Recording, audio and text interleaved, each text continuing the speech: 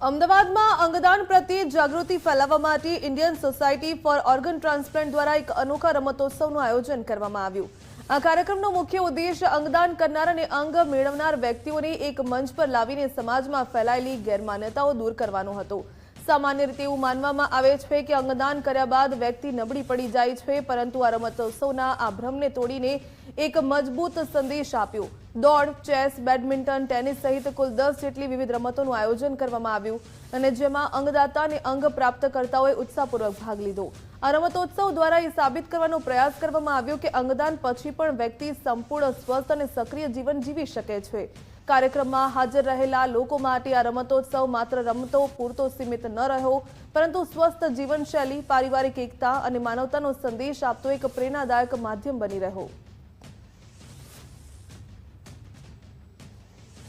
ISOT transplant games 2026 ISOT એટલે Indian society of transplantation, એના દ્વારા જેમને કિડની, લીવર, હાર્ટ, લંગ્સનું ટ્રાન્સપ્લાન્ટ થયું છે અને જેમણે કિડની, લીવર પોતાના પરિવારજનોને આપી છે એવા રિસિપિયન્ટ અને ડોનર્સનો આ એક મેળાવડો છે અને એમના ગેમ્સનું આયોજન છે। વિવિધ 10 પ્રકારના ગેમ્સ છે। રનિંગ છે, વોકિંગ છે, ટેબલ ટેનિસ છે, બેડમિન્ટન છે, કેરમ છે, ચેસ છે।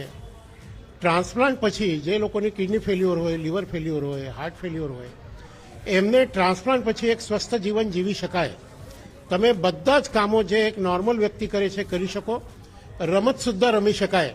આ એક બહુ મોટી વાત છે અને ટ્રાન્સપ્લાન્ટ કર્યા પછી પોતાનું એક પ્રસન્ન જીવન, આનંદિત જીવન તમે જીવો છો, એનો એક બહુ મોટો મેસેજ આજે આ ટ્રાન્સપ્લાન્ટ ગેમ્સ દ્વારા આવેલું છે। આ એક મોટી વાત છે, એટલે ISOTના બધા કરતા હતાને હું ખૂબ ખૂબ અભિનંદન પાઠવું છું। ISOT ટ્રાન્સપ્લાન્ટ ગેમ્સ 2026 આની અંદર જે હેતુ છે એ છે કે ટ્રાન્સપ્લાન્ટમાં જેમણે કિડની મળી, જેને રેસિપિયન્ટ કહેવાય, અને જેમને કિડની આપી, ડોનર, એ લોકોને હેલ્થ વાઇઝ એમને એક પ્રોત્સાહન મળે। આ ગેમ્સ રમવા થ્રુ એમને એમના ડે ટુ ડે લાઈફની અંદર કઈ રીતે હેલ્થનું મહત્વ છે એ સમજાય, એ આ ગેમ્સનો એક હેતુ છે।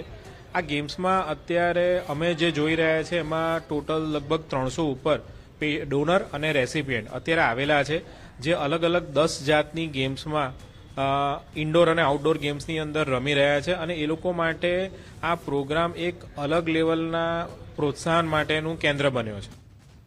તો રમતોત્સવ દરમિયાન અનેક પ્રેરણાદાયક કિસ્સાઓ પણ સામે આવ્યા। મૂળ જોધપુરના રમઝાન મોહમ્મદ અને તેમની પત્ની નસરીનની કહાની ખાસ નોંધપાત્ર રહી। વર્ષ 2019માં રમઝાન મોહમ્મદની કિડની ફેલ થતા તેમણે અમદાવાદ સિવિલ હોસ્પિટલમાં કિડની ટ્રાન્સપ્લાન્ટ કરાવ્યું। બ્લડ ગ્રુપ મેચ ન થવાને કારણે ક્રોસ ટ્રાન્સપ્લાન્ટ કરવામાં આવ્યું, જેમાં નસરીને પોતાની કિડની અન્ય દર્દીને આપી અને બદલામાં તેમના પતિને કિડની મળી। આજે 6 વર્ષ બાદ બંને સંપૂર્ણ સ્વસ્થ છે। એ જ રીતે હળવદના ભાનુબેન અને નટવરભાઈની કહાની પણ સૌને પ્રેરિત કરી રહી છે, જ્યાં ભાનુબેને 10 વર્ષ પહેલા પોતાના પતિને કિડની દાનમાં આપી હતી। આજે આ દંપતી અન્ય પરિવારોને પણ અંગદાન માટે પ્રેરિત કરી રહ્યો છે। આવા કિસ્સાઓ દ્વારા આ રમતોત્સવને અંગદાન જીવન બચાવતું અને જીવન બદલી નાખતું કાર્ય હોવાનું જીવંત ઉદાહરણ પૂરું પાડ્યું।